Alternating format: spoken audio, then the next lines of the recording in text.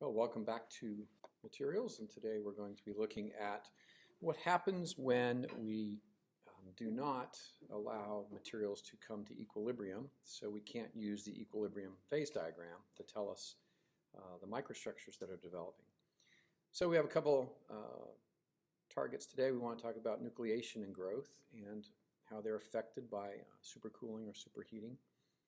We'll introduce the TTT diagram and show you how to use it to determine a microstructure, and then you should be able to use the diagrams as well to design a microstructure, design a heat treat to produce a desired microstructure. All right, so let's talk about phase transformation. There are two basic families of phase transformations. Diffusive transformations require that atoms change locations by diffusion process, and either atoms or molecules, and so diffusive transformations require time.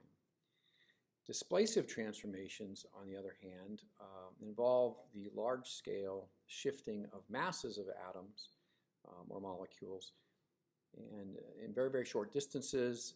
For example, the shift from FCC to BCC crystal structures. Twinning is a displacive transformation as well.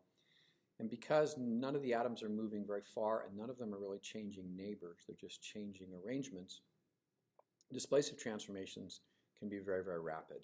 And in fact, in class we'll be looking at a wonderfully graphic demonstration of how quickly a displacive transformation can occur. So, two basic families, diffusive, diffusion is required, and displacive, which can happen instantly. Now, where things get really fun is where a displacive transformation creates conditions where diffusion needs to occur. For example, one crystal structure that shifts into another, FCC, say to BCC, those crystals have different solubilities for either a substitutional alloy or a interstitial alloy. And so as you change crystal structures, the solubility limits mean that some of those elements, some of those atoms need to get out. And so they have to diffuse to do that. So ultimately we're going to end up combining these two in some very important reactions. So let's look at solidification, which is a diffusive process.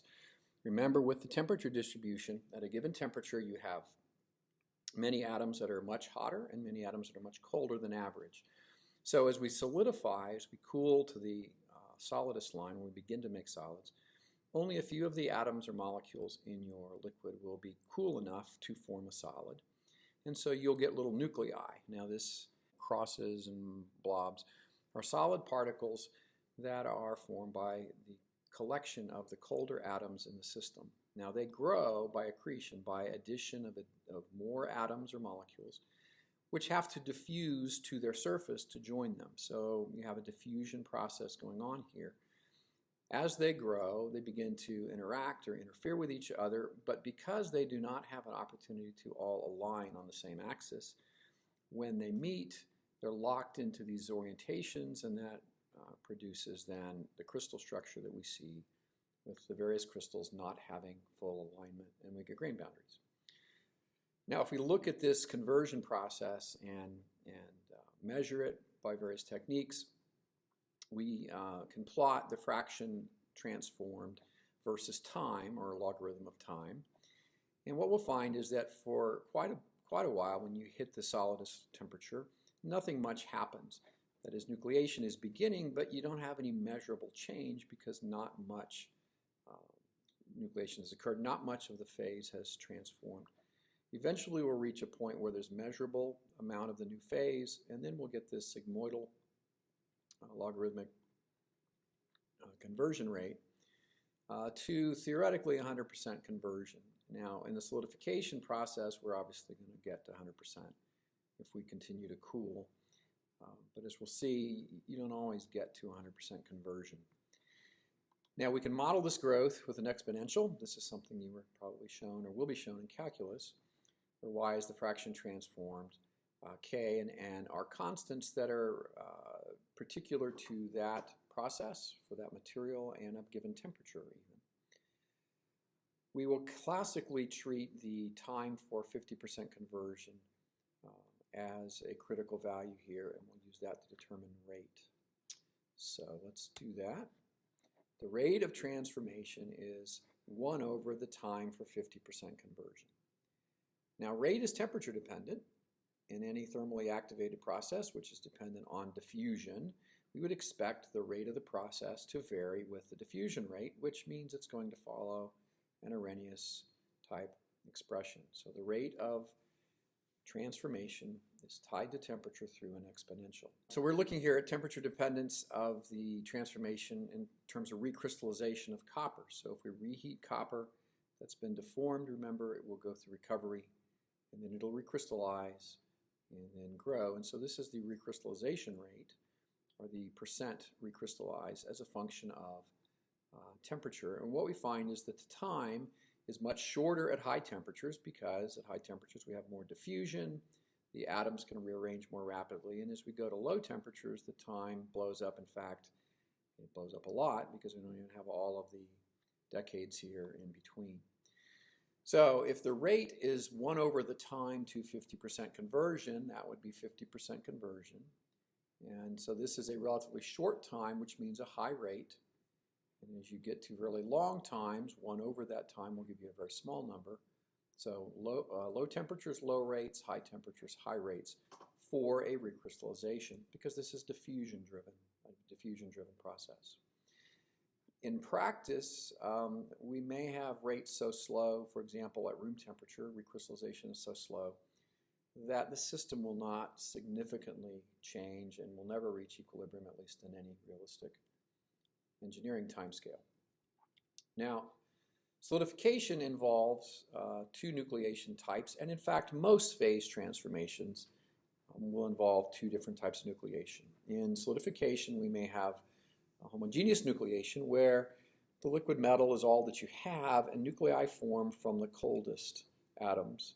And usually this requires pretty high supercooling. We need fairly low temperatures below the solidus line to produce large enough numbers of cold atoms to get solid particles started.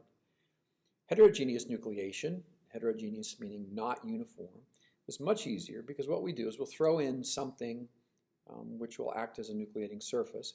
Maybe particles, maybe the wall of a mold, it could be silicon floating in your aluminum, whatever, some other surface on which it's easier for atoms to collect. They don't have to be as cold in order to join a solid state.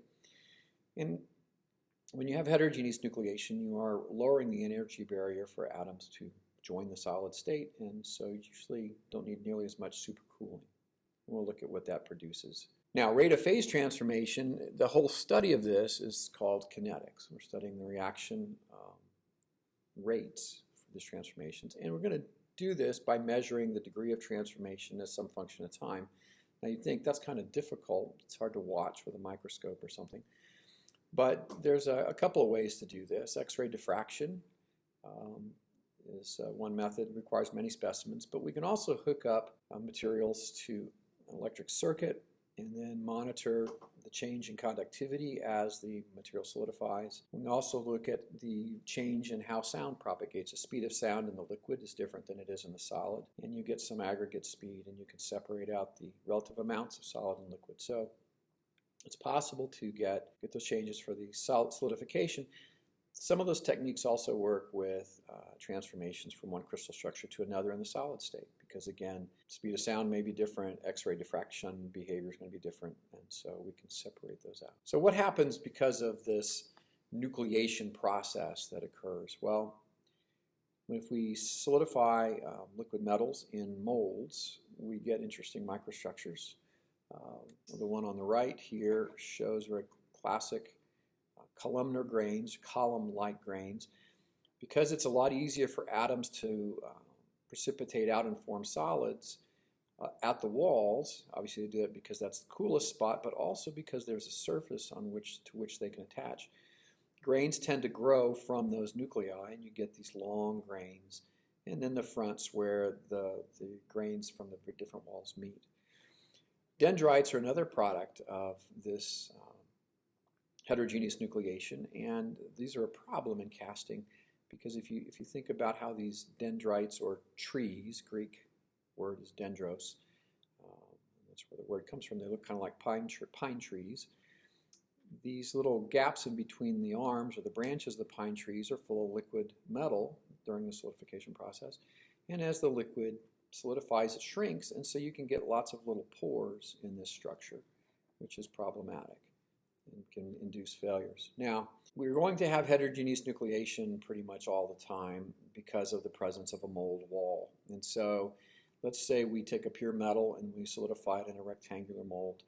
The chill zone here, where it cools very quickly, is going to produce something that looks roughly isotropic. The grains are all similar size, but very quickly the limitations of cooling the material, pulling the heat out through the wall, is going to get us into a columnar mode, and we'll grow these columnar grains.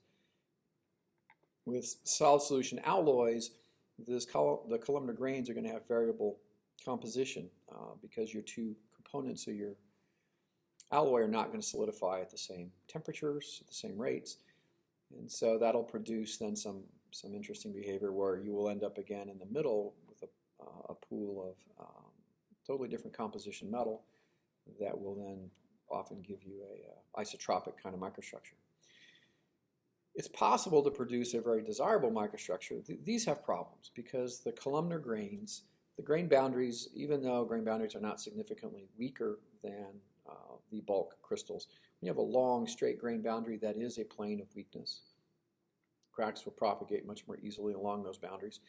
And your properties are going to be very anisotropic in this kind of a casting. So we really want a microstructure usually that is more isotropic, where the grains are more spherical and uniform in size. And that can be done by adding a nucleating agent, variously called woofy dust or fairy dust or mouse's milk or something.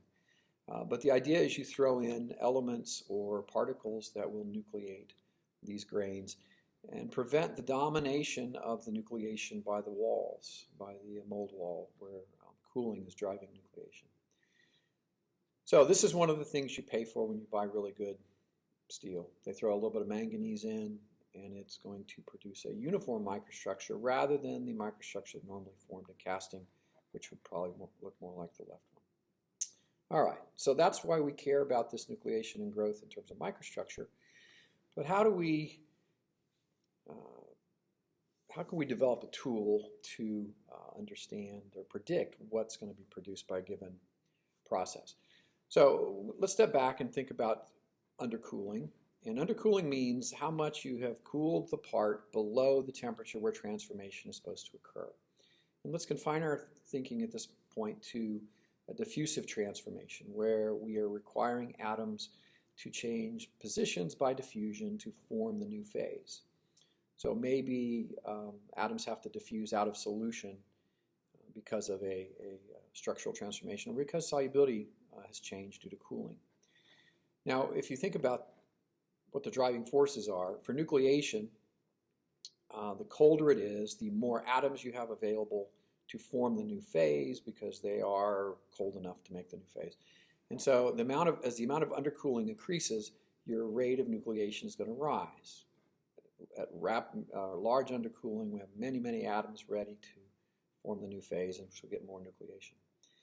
However, once those nuclei form, they grow by diffusion processes. Atoms have to diffuse to them and join them. And so if we have a lot of undercooling, and we get back out here, there's very, very little growth because we're cold. If we barely get below the transformation temperature, so we have almost no undercooling, your rate of growth is going to be very high. Your problem is your nucleation rate's very low. So we have a competition. Things that favor, or conditions that favor growth of a phase, tend to, so like very small undercooling, tend to reduce the rate of nucleation, and vice versa. So you're in a competition. And this is the problem with realistic cooling rates, realistic conditions in our processing of metals and other materials that are going through phase changes. Equilibrium diagrams do not have any ability to distinguish between the effects of undercooling, different levels of undercooling, nucleation, and growth, because they assume that all changes happen at equilibrium conditions. That is incredibly slow rates of cooling, and so you never really get practical undercooling. So what can we get out of an equilibrium diagram?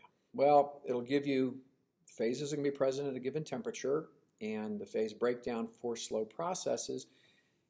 And those phases that are present at a given temperature will be present for most realistic cooling or heating rates as long as they're not extremely fast.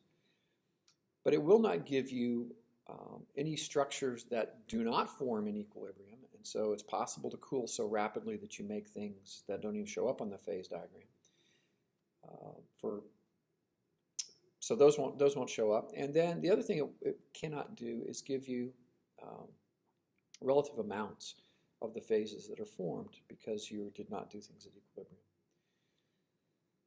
So how can we figure out what's going on? Well, we can take a transformation diagram. So let's do a transformation at a particular temperature. We're going to transform at 675 degrees in this case.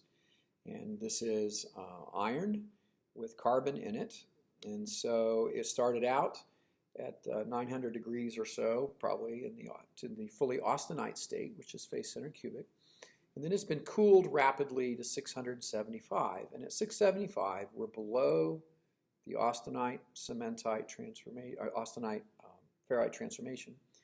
And so what should happen is it should transform from FCC iron to BCC iron, and there should be a great deal of diffusion of carbon that is very soluble in austenite, the FCC structure, but is not soluble in ferrite, the BCC structure. It has to diffuse out and form a new phase, which we call iron carbide, Fe3C.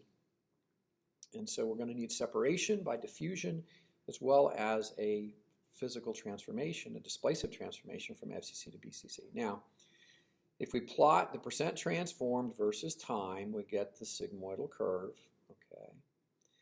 And what this says is that from time 0 to somewhere around 100 seconds, 80 seconds, whatever, we have nothing but austenite present. Nothing has happened. From the time of the beginning of the upward slope to where we reach 100% conversion in this band of time, we now have a mixture of what we started with, austenite, and the new structure that's forming, which is made of two components, ferrite, which is iron with a teeny bit of carbon in it, and then cementite, which is Fe3C. There's a mixture of two phases in here, okay? And then up here we end up finally with the final mixture. We call that mixture that is forming of ferrite and cementite, we call it pearlite. And so in this region we have a mixture of austenite and that pearlite, and then out here we have completed, everything is converted finally to a single phase pearlite. So we could convert this to a temperature time plot, and so at 675, which is where we are on the temperature plot, as we run out here to about 600 or 700 seconds, or 60 or 70 seconds, whatever this time is right here, we've got one phase. We have the austenite, what we started with. When we hit that critical time, which is the kick up here in the transformation curve, we begin to make a new phase. And this is a two-phase region that's a mixture of austenite and pearlite. When you hit the 50 line, the T50 line, we would draw this little dashed line here. That means you've 50% converted the austenite into pearlite. And when you get all the way up to this time, you've converted all of the austenite into pearlite, and you've got a single phase system. So what we're going to do is build a TTT diagram, and what the TTT diagram captures is essentially the competition between nucleation and growth. And if you think about adding these curves, there's a nose in here. And so what's the TTT diagram going to do is going to capture that nose effect and it's built by doing a whole bunch of these individual experiments. All right, so there's a TTT diagram, iron carbon. This is for the eutectoid composition, about a 1080 steel, and it has all of the features that we need. Vertical axis is temperature, horizontal axis is time. This is a map of the boundaries of the formation of the various phases. Above the upper temperature, this is the eutectoid. We have a single phase, austenite, labeled A. Below that temperature, at short times, we still have austenite, that is There is no time for new phases to form because we cool rapidly. But at given times, we begin to see the boundary and there's the transformation for the other phases. Now, let's go back and review the iron-carbon equilibrium diagram. So we've spent some time in this. Remember austenite, the high-temperature morph, ferrite, low-temperature morph, alpha, and prefer to say cementite would be, this is the general expression, but we confine ourselves to the lower part of the diagram, so let's just call it ferrite. Notice the dramatic difference in solubility. Ferrite holds very, very little carbon, about 0.02 weight percent is all. Austenite can hold up to 2% by weight, so you have tremendous solubility differences.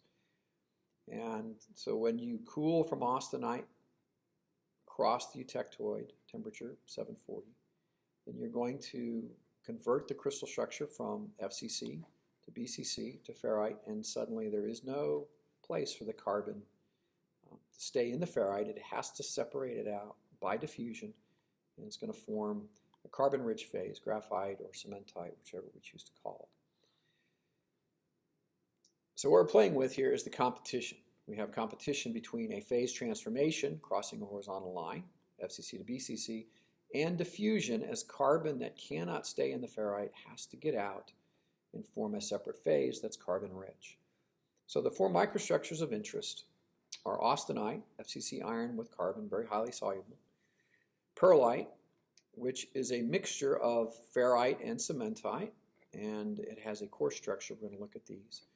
Bainite is a fine structure, and then martensite, which is a really fine structure, we'll see doesn't even allow for any diffusion. So all heat treatments begin, if we want to harden things, we're going to begin with austenite. If you want to soften materials, you just heat them up. You're going to soften them by recovery, recrystallization, and grain growth. If you want to harden an iron, you're going to heat it up to make austenite, and then you're going to cool it in a controlled fashion. So austenite's FCC iron, high carbon solubility. Pearlite is the equilibrium structure. If you look at your equilibrium phase diagram, the expected microstructure in the equilibrium diagram is called pearlite, and it is simply a very coarse structure. We'll look at micrograph in a minute. The original boundaries of the austenite will still be visible in a pearlite, and then it will be alternating lamella of ferrite matrix with cementite lamella in here.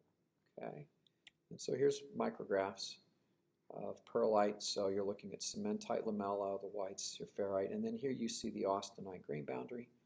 Okay, even here the austenite grain boundary is visible in these pearlite grains. Okay, so ferrite in the grain, pearlite in the grain, the combination we call, cementite in the grain, we call the combination pearlite, and the pearlite grains will have the austenite boundaries. Now bainite forms at lower transformation temperatures, and it is much, much finer. These grains are very small. These acicular cementite needles are quite a bit smaller than the lamella in pearlite. And there's upper bainite, which forms at the upper end of the bainite range, and lower bainite that forms at the lower end, the lower half of the bainite range. And here's sense. These are really small, particularly lower bainite. You have to have an electron microscope to see the little needle-like structures because they are so small. And there you go. Cementite needles in here, and your ferrite in the gaps. Now, what's going on as we look at these microstructures and their different sizes? These are coarse. Lots and lots of diffusion is required. Lots of diffusion to collect all the carbon into large agglomerates need to be high temperature. As you go to lower temperatures, the carbon can't go to the supercenter. It's got to go to the local convenience store. You have to go short distances, and so you're going to get lots and lots of small structures because the time for diffusion is not there, or the speed of diffusion is not there because the temperature is low. What happens if we cool really fast and we force the FCC to BCC conversion and don't allow any diffusion? Well, we force the iron to try to become BCC, but if no diffusion is permitted, the carbon doesn't have a chance to get out, There's no room for it in this crystal structure, and so it distorts the crystal structure, and we get body-centered tetragonal structure.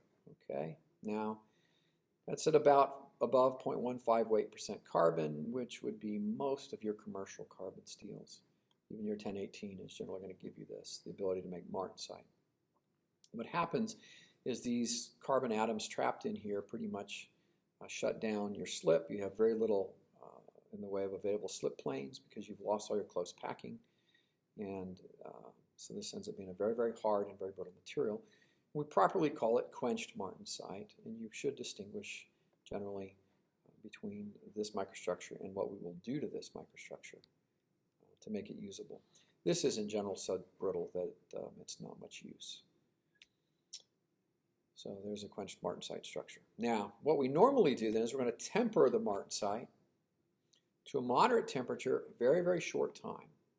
Okay, and what this is going to do is improve the toughness and give us a very, very small reduction in hardness. So remember, if you slow cool from austenite, you get ferrite, which is BCC iron, and cementite.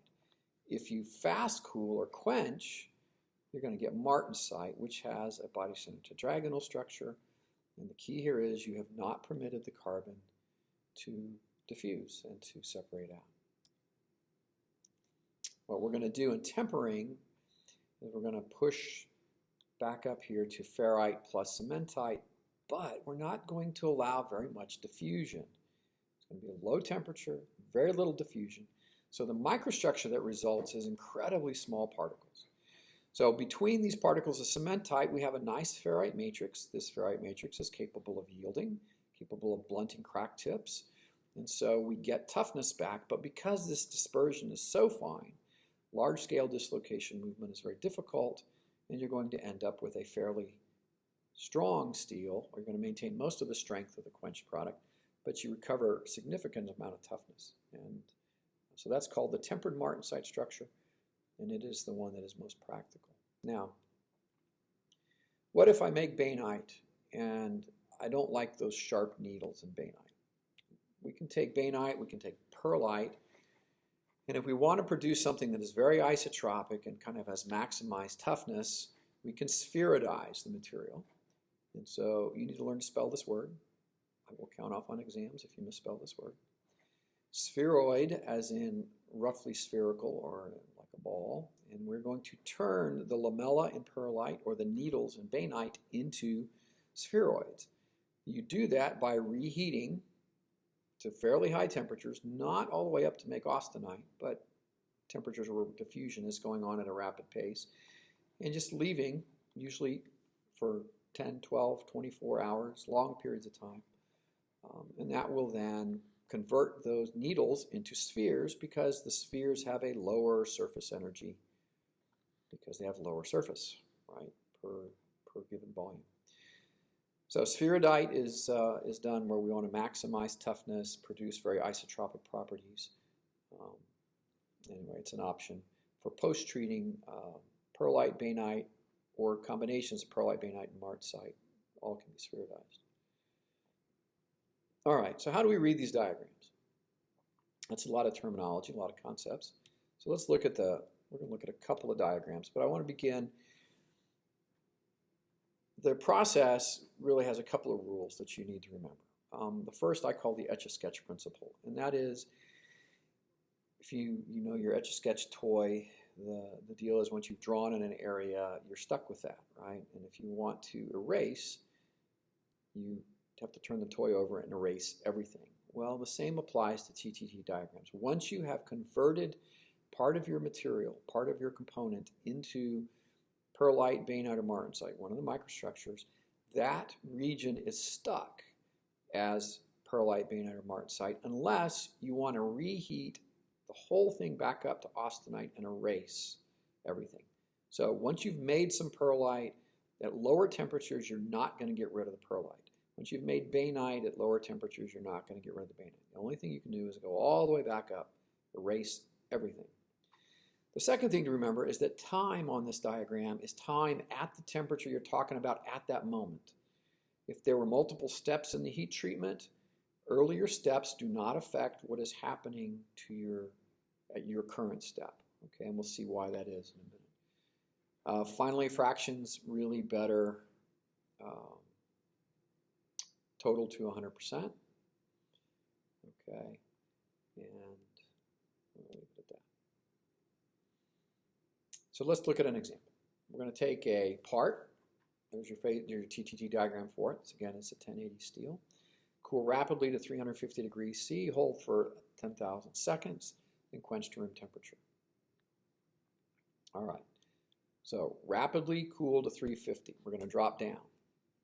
Okay, so we start out, always you start out in austenite up here, and then you're going to rapidly cool to 350. Now, remember, time at a given temperature doesn't include any prior time, which means you're going to ignore this time, any time that's occurred here. Okay, so we're really going to ask, how long are we holding it there? So we're going to come out to 10 to the 4th seconds. So you come out 10 to the 4th seconds, and what do we have? Well, we are in a single phase region, labeled B, which would be bainite, right? Then we're going to cool to room temperature. Okay, and so then the question is, what do we have? What is our final product? So if you want to pause it for a sec and see if you figure out the answer, and then resume. All right, obviously we moved all the way through the transformation region where we had a mixture of 50% austenite and bainite, and we're in a single phase region, so we have 100% bainite. We cool down through the Martensite transformation lines, but nothing happens because we've already made bainite. It will not convert to Martensite because of the Etch-a-Sketch principle. Okay, once you've made the bainite, it stays at all lower temperatures. So your answer should be bainite, 100%. All right, let's do it again. Cool rapidly to 250, hold for 100 seconds, then quench to room temperature. So cool to 250, hold for 100 seconds, and then quench to room temperature. All right, where have we ended up? We cooled to 250, held for 10 seconds. We're still in a single phase region. So we've not been here long enough to nucleate a new phase. We're still with austenite. Nothing has had time to nucleate. And then we cool to room temperature. And as you cool through the Martensite lines, we are forcing the transformation from BCC to FCC, to BCC. And that produces then a quenched Martensite structure. And if you really want to make your professor happy on your answer, you will say 100% quenched Martensite, not just Martensite. Now this should surprise you a little bit if you think about it. What's going on here? I have long time, okay, I understand. We're barely undercooled. We start to make pearlite at really long times because nucleation is difficult. It's hot. There's not a lot of cold atoms that want to transform to BCC iron, and so pearlite formation takes a long time to get going. Once it gets going, it happens not too fast because this is a log scale, so it still takes a long time to form it. But it is relatively quick compared to the nucleation time. As we cool, we are favoring nucleation, so we get shorter and shorter nucleation times here, okay, because it's colder, undercooling is greater, and fairly rapid growth because we have very good, still fairly high temperatures, so rapid diffusion, and we get completion in relatively short times, 10 seconds in this case, to get all the way through at 550. But what happens if we cool really severely? Look at this. The austenite is stable out past a minute and a half, almost 2 minutes here probably. And so it is not converting. Well, it's really cold, which means nucleation is really favored, but the atoms are moving so slowly that the cold atoms can't find each other. And so it takes a long time to get a nucleus started. And then because diffusion is so slow, it takes a long time to grow that nuclei, okay? So yeah, we have rapid nucleation, but none of the nuclei get very big, and so we don't detect significant amounts of this because the growth has been slowed down. So here you see the competition, nucleation is not good here, and so even though growth is fast, not much happens. When we get both of them going at a pretty good clip, we get things quickly transformed. And then down here, we are really suppressing the growth process. So even though there's lots of atoms ready to form the new phase, we don't get measurable amounts of it for 2 minutes. Okay. So now let's throw a stinker at you. Rapidly cool to 650, hold for 20 seconds. Rapidly cool to 400, hold for 1,000 seconds, and quench to room temperature. Why don't you pause the video at this point, see if you can sort this one out before we walk through it. Okay, having figured it out, as you all have done at this point, let's walk through the steps. So we're going to cool to 650, hold for 20 seconds, which puts us, since the professor wrote this, you can assume that probably supposed to hit the 50% line. Okay. We're going to rapidly cool to 400. And you may want to back it up, right? Because time at that temperature does not include, the prior time. So we back it up and start it over again. And we hold for 1,000 seconds now. 10 to the 3. Okay. And then we cool to room temperature. So what do we get? When you cool to 650 and hold, we've made 50% perlite. We have 50% line here in the mix. Now remember, etch a sketch, perlite is stuck. You're stuck with that 50%. So anything that's happening down here is happening with the remaining austenite, the 50% that you have left over. And it's all starting over again at 400 degrees. So at 400, we pass through and we completely transform the remaining austenite to bainite. Okay, and then we cool to room temperature. And so what are you going to get? 50% transformed here, okay, and then the remainder transformed here, and so you have 50-50 perlite and bainite. All right, now what happens if we reheat this specimen now? And let's reheat it for a very long time at a very high temperature. Notice 700 degrees C puts you way up here. What that's going to do is cause rapid diffusion. And 20 hours is a very, very long time, so it's a lot of diffusion. And so we're going to make that magical thing that you need to learn how to spell, spheroidite. All right.